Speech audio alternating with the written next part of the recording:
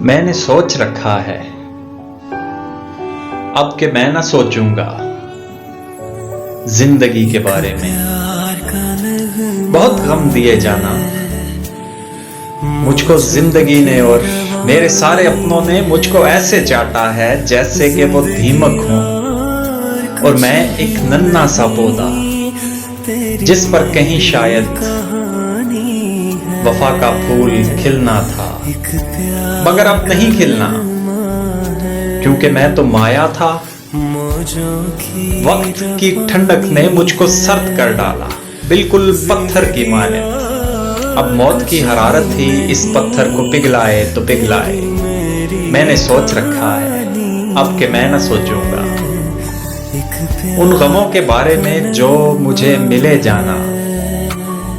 मैं तो एक सूरज था, वक्त ने डुबो डाला। मैं के एक समुंदर था,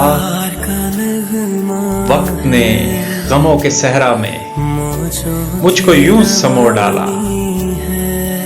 अब के एक कतरा भी ना बचा है बाकी जो तेरे सूखे होठों को एक पल के लिए ही जरा सा तर कर दे।